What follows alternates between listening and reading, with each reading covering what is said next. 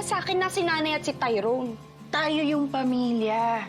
Ang tanging rason kung bakit nandyan ka pa rin sa pamilya na yan para sustentuhan ako. Kaya kumilos ka na kasi kailangan ko ng pera. So it's true. Dito ka na pala nag-work. Hiring you was a mistake. Tali, ano na naman to? Hindi mo pwede i-fire si Belle. Si Nanay ang nag-hire kay Belle. At kailangan natin si Belle dito sa cafe. Bahala kayo. But get this. Kung magreklamo yung customers, don't tell me I didn't warn you. Wala ka talagang malasakit sa batang yon? Hindi ko naman siya kadugo. In fact, parehong-pareho nga sila ng nanay niya. Kilala mo yung nanay ni Belle? Bakit hindi mo sabihin sa kanya? Ah! Oh my God! Ah! Ayan! Mukha ka ng scrambled! I won't let you get away with this! Kahit anong gawin mong pananakit sa akin, mas masasaktan pa rin kita. Because I know something that you don't. Ito yung blanket na nakabalot kay Bella nung bata pa siya. Anong relevance niyan sa kaso? Hawak tong scammer, yung blanket na yan. Paano napunta sa kanila? Hindi ba dapat nakibel yan? Yun nga pinagtataka ko, Dok eh. Sino pa ba ang may access sa personal belongings ni Belle? Si Via.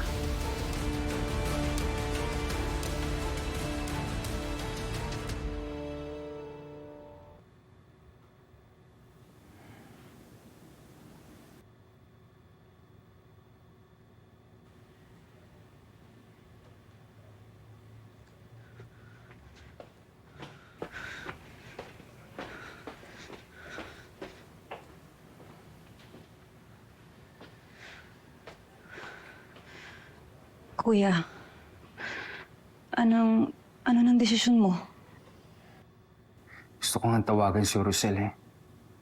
Gusto kong sabihin sa kanya na si Via ang may pakana nito lahat. Paano ko harapin yung galit niya? Ang punot dulo nito, ako rin ang may kasalanan nitong lahat eh. Hindi titigil si Via hanggat hindi mo siya pipigilan. Kakausapin ko siya, kuya. Baka sakaling makinig siya. Huwag, Nika. Huwag na huwag mong gagawin yan. Sa ngayon wala akong tiwala sa pag-iisip ni Via. Ako dapat kumausap sa kanya.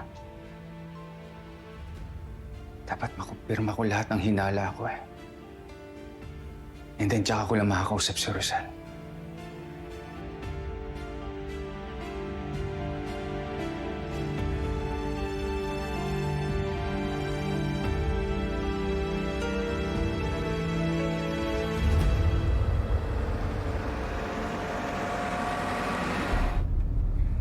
Sana, madam, may bago ng update ang mga pulis. Sana rin magsalita na yung nardo na yon para sa ganun malaman na natin kung sino pa talagang kasabwat niya. Hindi ko alam, Rosel, pero may hinala ako. At ngayon ko lang naisip to.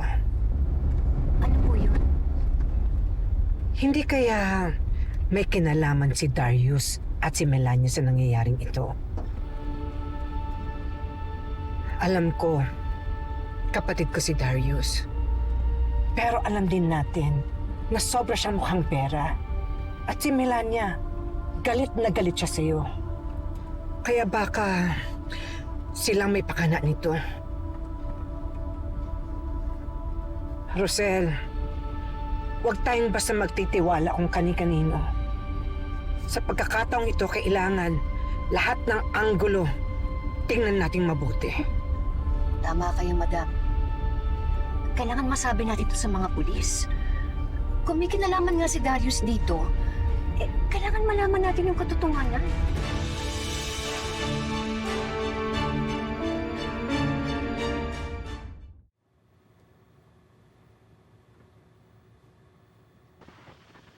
Chuchi, break time na. Tapusin ko lang po. Okay. Tara na, Chuchi. Huwag ka na magpabibo kay sir. Payatot ka na nga eh. Break ka na. Ka na rito. Saan si Basi?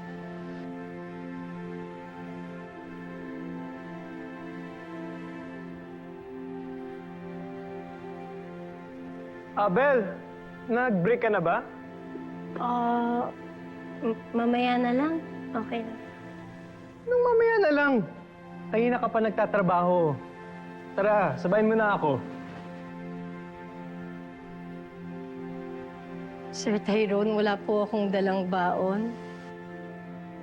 Anong Sir Tyrone? Ano ka ba? Tyrone lang. Tsaka huwag mo nang intindihan ng bawon. Marami akong dala, oh. Share na tayo dito. Luto to ni nanay. Tara. Talaga? Luto ni Tita Rosel? Oh, share na tayo. Ating kapatid. Kain ka na.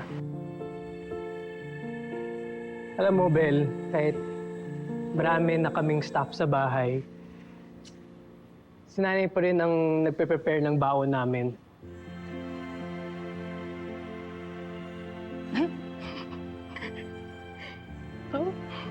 Okay. Iyon.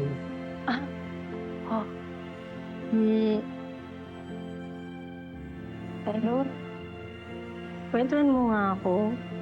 Kamusta si Tita Rosel bilang nanay nung mga bata pa kayo?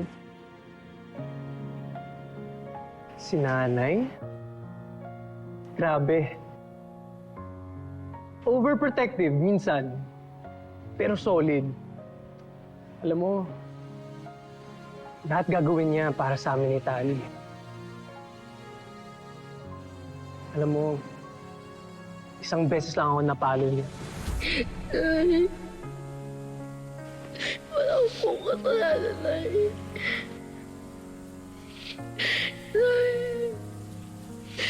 Sige na!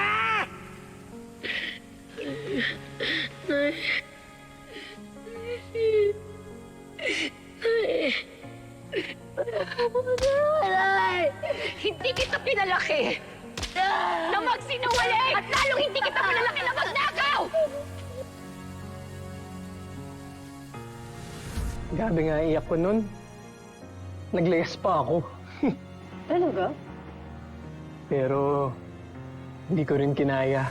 Sabi ko naman po sa inyo na hindi po nagnakaw. Pero hindi niyo po kami naniwalaan. Bakit niyo po nagawa sa akin, Nay? Tyrone!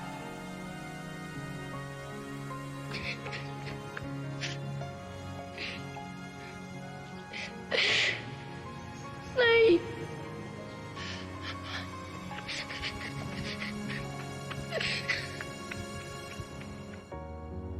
Kasi mahal na mahal ko po talaga yung anak ko. Nay, mahal na mahal ko rin po kayo, Nay.